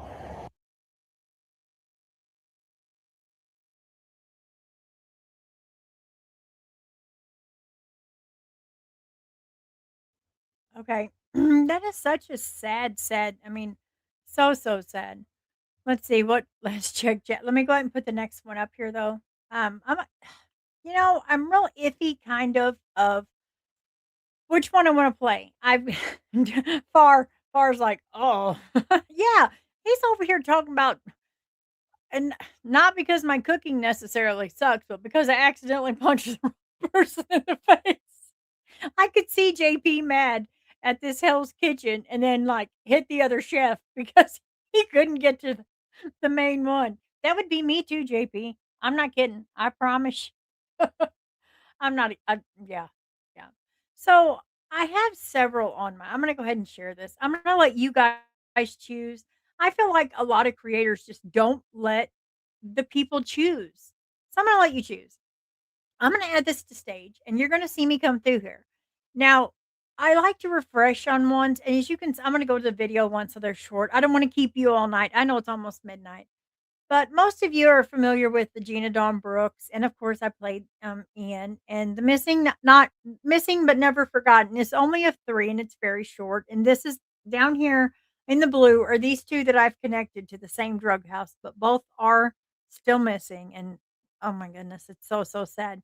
But I think within today's world, with addiction taking over and many of us losing children to addiction, I think it's important that maybe we play this one. Let me stop this first. I'll make it big, and I'll end with this one, guys. Make it big. Come back over here. Let me go ahead and get this one off here so it doesn't skip. Okay. With that being said, after I play this, I'll go ahead and play my outro. Guys, if you are struggling with addiction, you're worth getting clean. Whether you're addicted to anything, I'm telling you, you're worth getting clean. And when you watch this, I want, and guys, trigger warning, because I don't think people are aware of how much homelessness we have in the United States of America. People don't understand in the winter how hard it is in these big cities for people to live in trash bags. It's ridiculous. But I'm going to play this. It's not long, but this is going to show Kensington and in Philly. And most of you will be familiar with this. These two ladies matter. They mattered yesterday. They matter today. They're going to matter forever. Both of these ladies are gone. And it's a little interesting because one of them actually, there's something about a Poconos Bob, and that Poconos Bob lives near where Koberger's family lives and where he grew up. Not saying he had anything to do with it because I absolutely don't. But this is very interesting if you put those two and two together. And guy, yeah, a lot.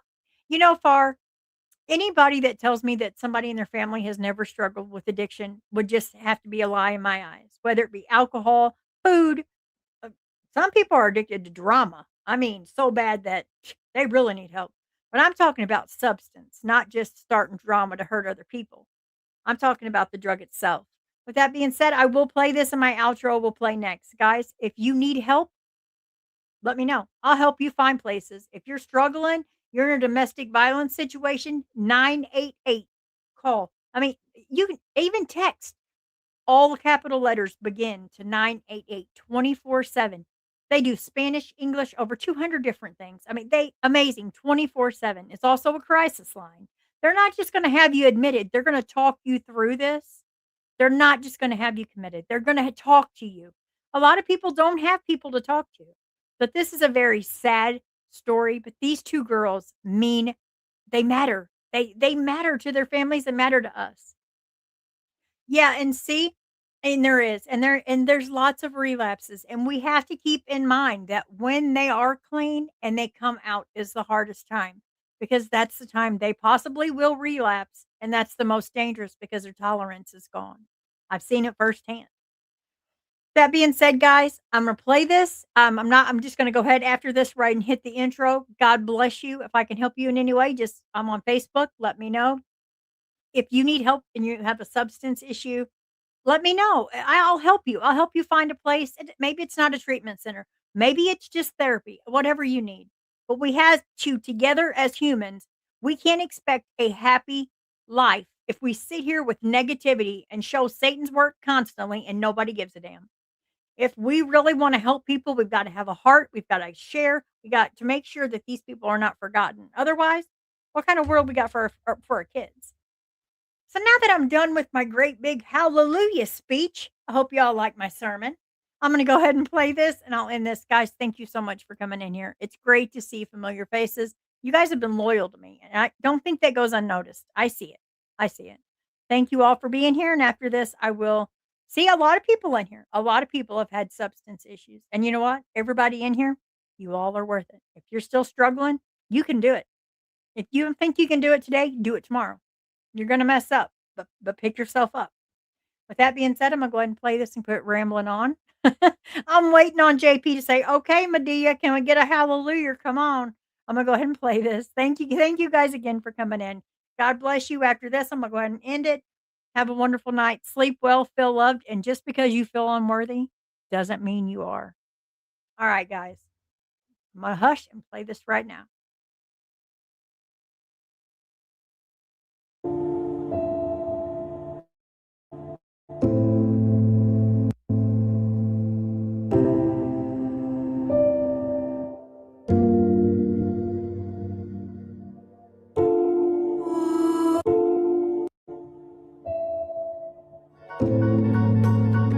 A Life Cut Short, remembering Nicole Murray.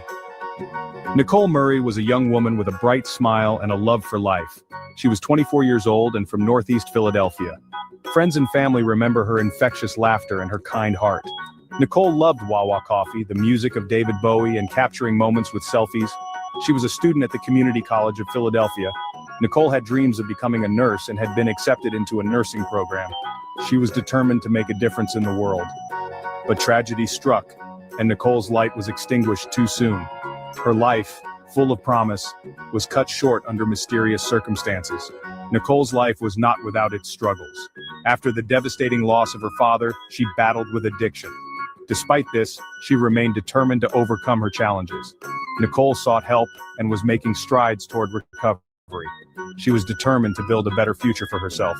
Her story is a reminder that everyone has a past, and everyone deserves a chance at redemption. Nicole's story is tragically not unique. She is one of many young women who have gone missing or been found murdered in Kensington. The neighborhood, plagued by the opioid epidemic, has become a hunting ground for predators who prey on vulnerable women. Vanishing into the night. The disappearance of Nicole Murray. Nicole Murray disappeared in late December 2017. She was last seen in Kensington, a neighborhood notorious for its open-air drug market and the grip of addiction that snares so many. Witnesses reported seeing Nicole getting into a car with a man known only as Pocono Bob. This was the last confirmed sighting of Nicole. Her sudden disappearance sent ripples of fear and worry through her family and friends. Days turned into weeks, and there was no sign of Nicole. Her phone went straight to voicemail. Her social media accounts, usually buzzing with activity, fell silent. Hope dwindled with each passing day. Nicole's family clung to the hope that she was still alive, desperately seeking answers in the labyrinth of Kensington streets. The fear that had been a whisper in the back of their minds grew louder with each unanswered phone call, each dead end. The police launched an investigation, but leads were scarce. Nicole's loved ones refused to give up, plastering missing person posters on every available surface, their pleas for information echoing through the streets where she was last seen. Whispers on the streets, the enigma of Pocono Bob. The name Pocono Bob began to circulate through the streets of Kensington, a chilling whisper that sent shivers down the spines of those familiar with the area. He was a shadowy figure, known to frequent the neighborhood and lure vulnerable women with promises of escape and a better life.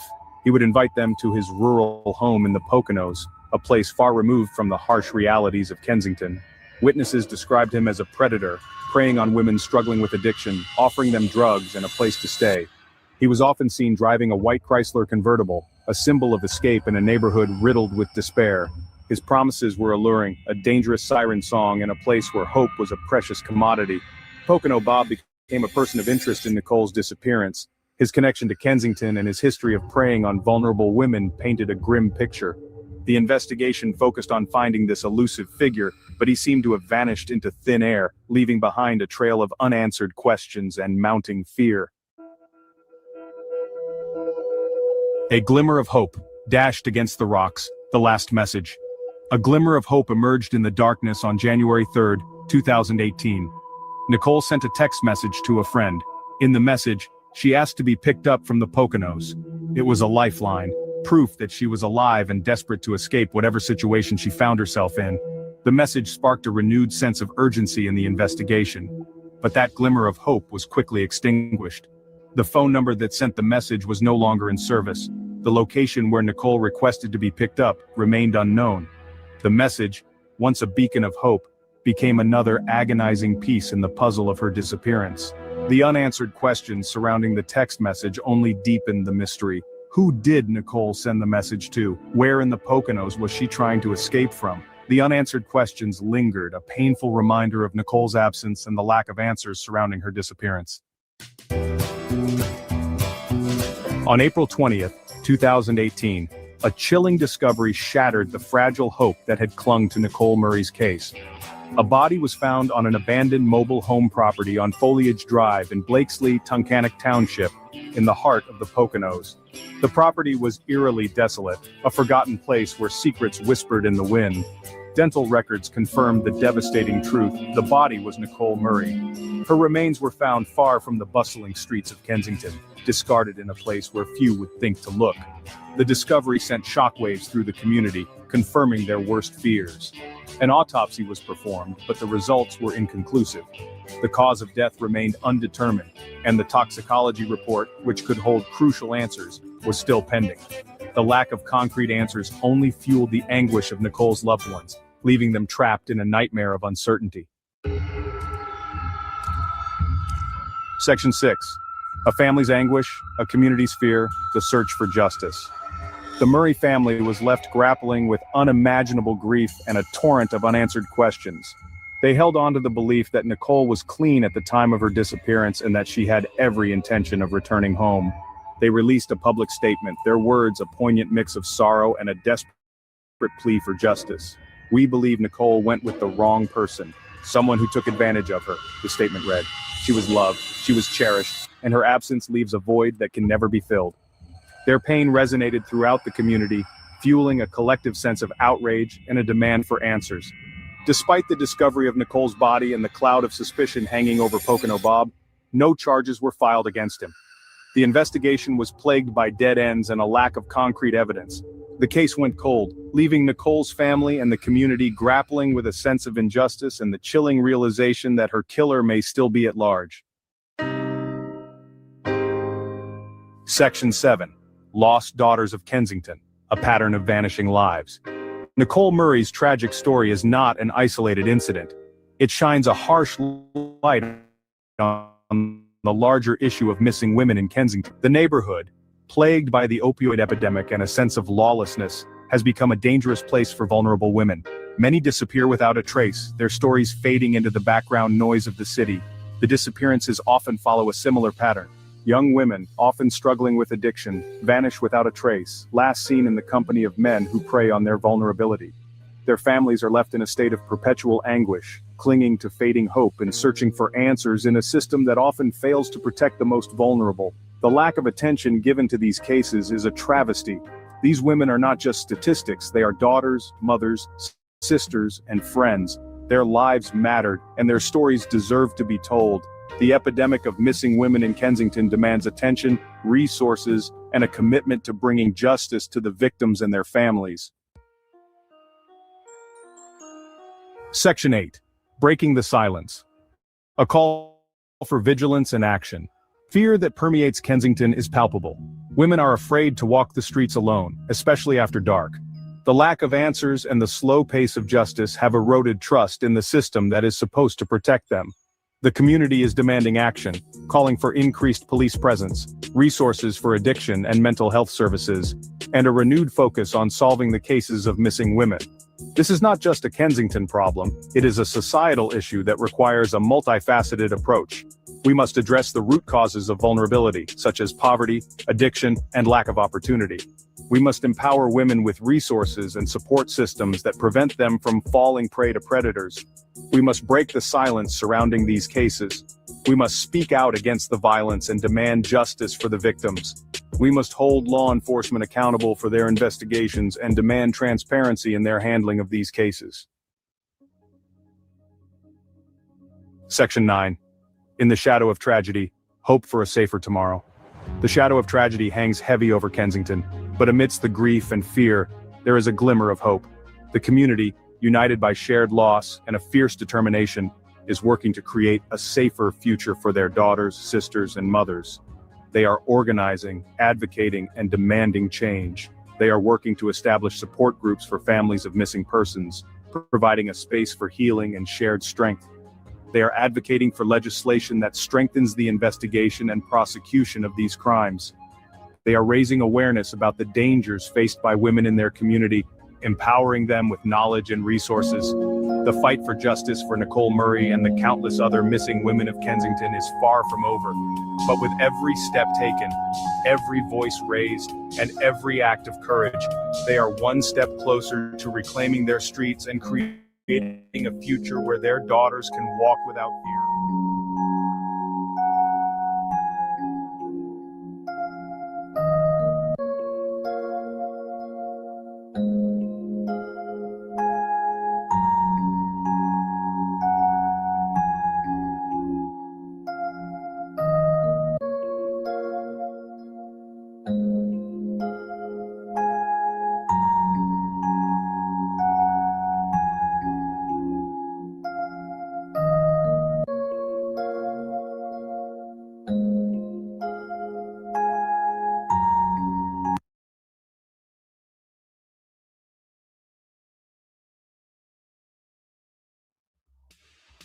On a sweltering summer day, June 11, 2020, a chilling discovery shook the city of Philadelphia.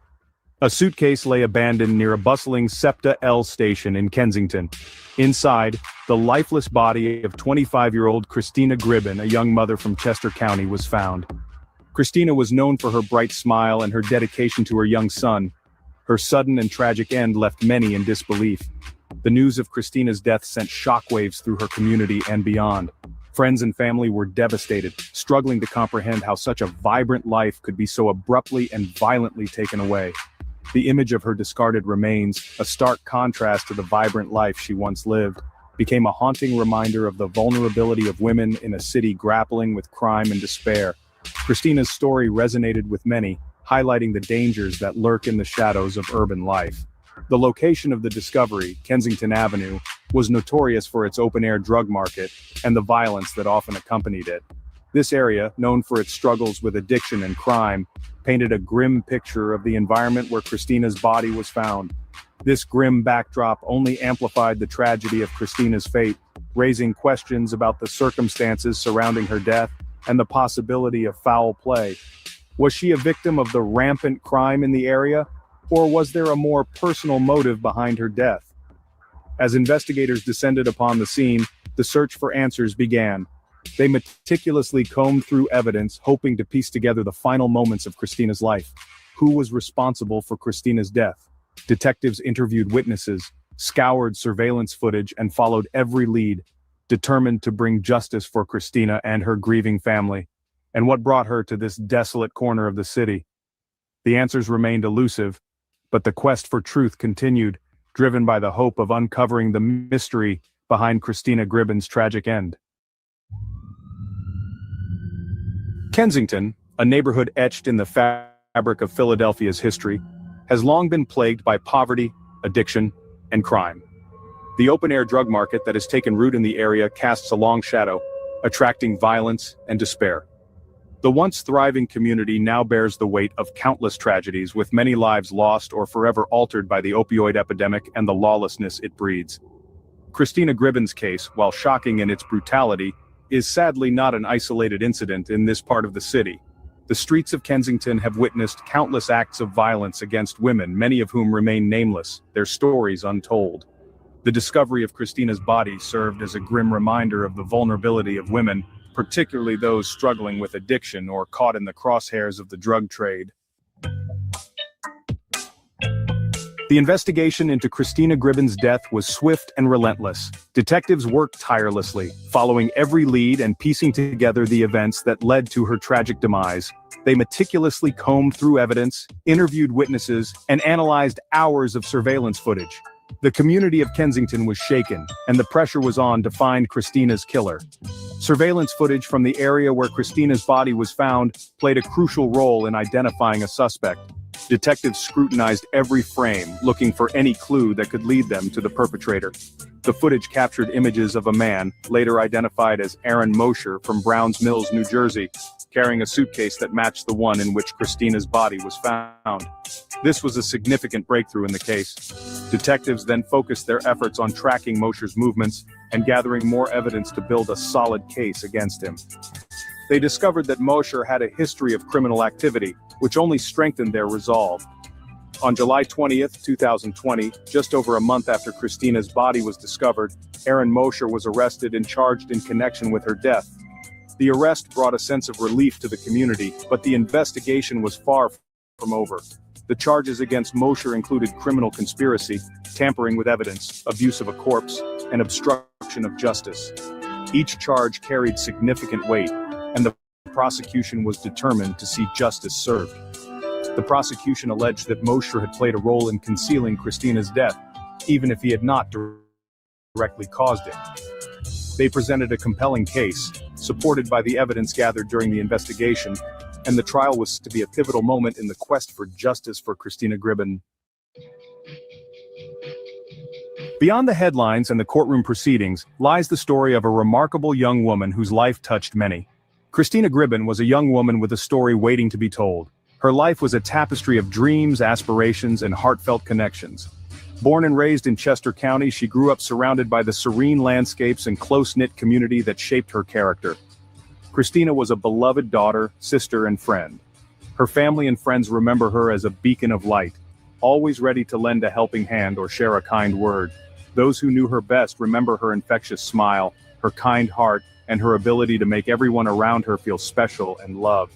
Her unwavering love for her two young sons was evident in everything she did. She was a devoted mother who cherished every moment spent with her children. Christina was a graduate of Twin Valley High School, where she was known for her dedication and hard work. She pursued a career in nursing, driven by a deep desire to help others. She enrolled in the licensed practical nurse program at Columbia College of Missouri, where she excelled in her studies. Her commitment to her education and her passion for nursing were evident to all who knew her. Christina also had a passion for writing and poetry.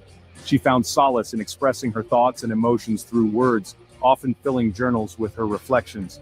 Her writing was a window into her soul, revealing a depth of feeling and a keen insight into the human experience.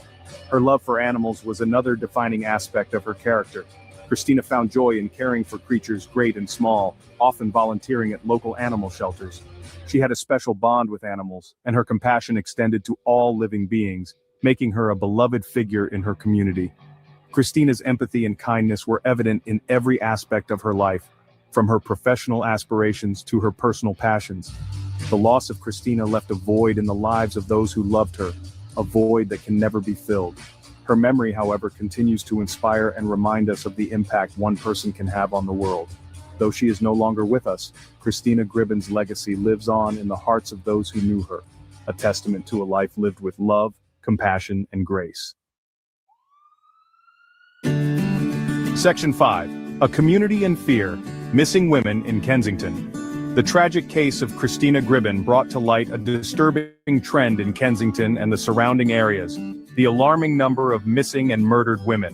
While official statistics remain elusive, community activists and victims advocates paint a grim picture of a neighborhood grappling with a crisis. Women, particularly those involved in sex work or struggling with addiction, are disappearing at an alarming rate, their fates often unknown. The reasons behind this crisis are complex and multifaceted. The opioid epidemic, which has ravaged Kensington, has left many women vulnerable to exploitation and violence. The prevalence of human trafficking in the area further exacerbates the problem, trapping women in a cycle of abuse and despair. Section 6. Echoes of Loss. Other unsolved cases in Kensington. Christina Gribben's case, while tragic, is sadly not unique in Kensington. The neighborhood has become an unfortunate epicenter for violence against women, with numerous unsolved cases haunting the community.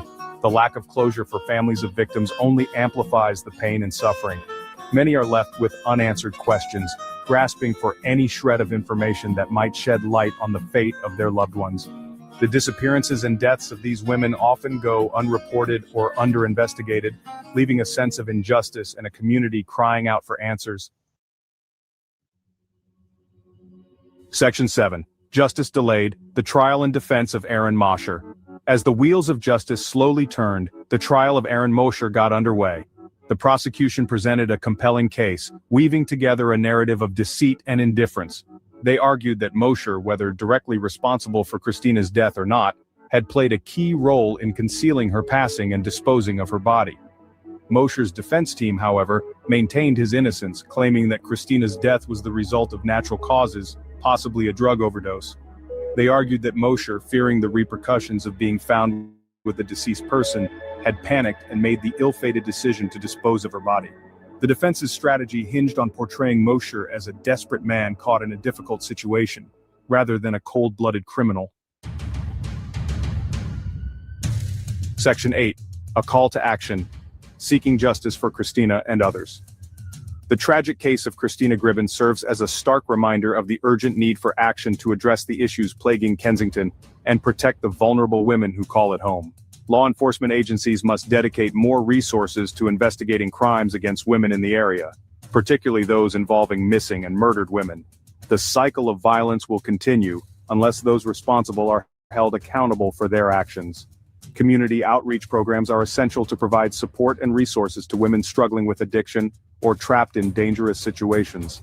By offering a helping hand and a path to recovery, we can prevent future tragedies and empower women to break free from the cycle of abuse.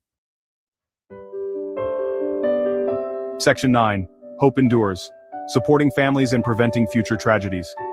The memory of Christina Gribben lives on in the hearts of those who loved her. Her tragic death serves as a reminder of the fragility of life and the importance of cherishing every moment. Christina's family, while grappling with the unimaginable loss of their daughter, sister, and mother, has shown incredible strength and resilience. They have channeled their grief into advocacy, working tirelessly to raise awareness about the plight of missing and murdered women in Kensington. Their efforts, along with those of countless community activists and organizations, offer a glimmer of hope in the face of despair.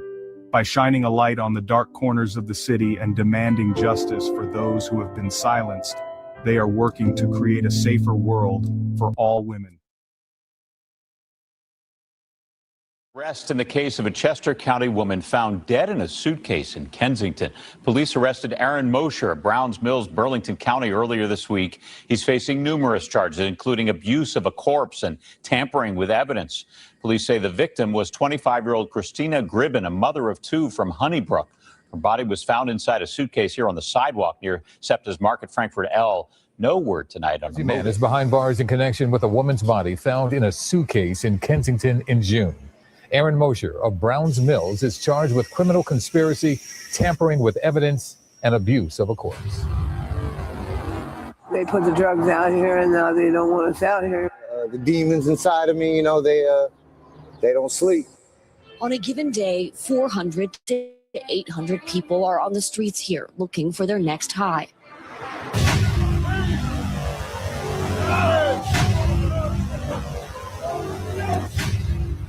Like, I know they're trying to clean it up right now, but I don't know where they expect everyone to go. Kensington, Philadelphia used to be a lively place, but now it's known for drugs. In this documentary, I talked to people from the area to show what life is really like there. Get ready to see the tough truth about Kensington, the biggest outdoor drug market on the East Coast. How do you end up in Kensington? Someone introduced me to it 10 years ago. I've been at it. Right now I'm homeless. We had to move out of my the mother-in-law's house. I just kept running away from everything, problems. When I didn't have problems, when I was happy, sad, when I was nothing, I just came down here. I got discharged from Jefferson towards the hospital. They wouldn't provide transport back to my home city. So they more or less just said, we wish you the best of luck and good luck to you. What brought you down here? Family. Your family live out here? Yeah, I got 2 sisters here out of 9. I got 9 sisters, 2 of them live in Philly, but I got stuck with the drugs, man. What was it like for you in Kensington growing up out here? I ran the streets since I was a buck. Fucking niggas running wild, getting that chicken, getting high.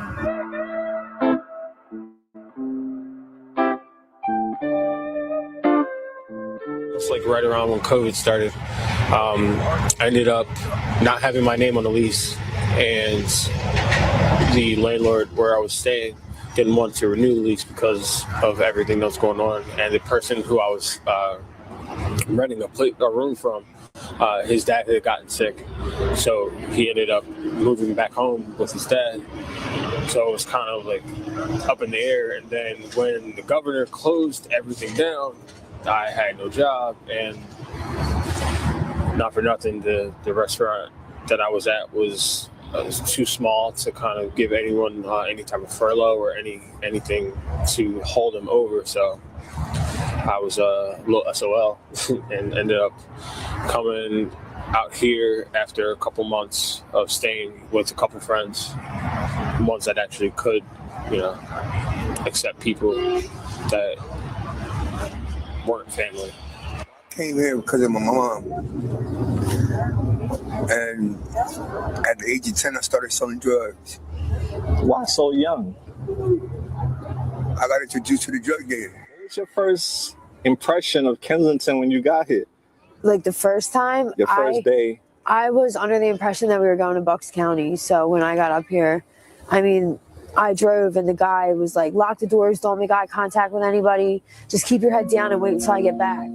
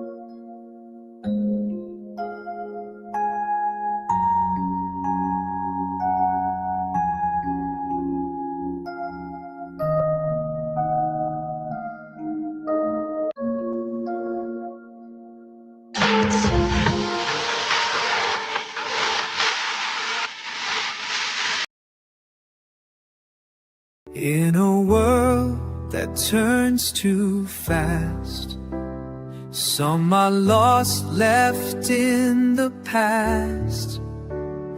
But we won't let silence win. We'll speak their names again. Voices rising through the dark. Every story leaves a mark. We are the ones who won't forget. The fight for truth is not done yet. We shine the light, we raise the call. For the missing, the broken, we stand tall. For justice, for healing,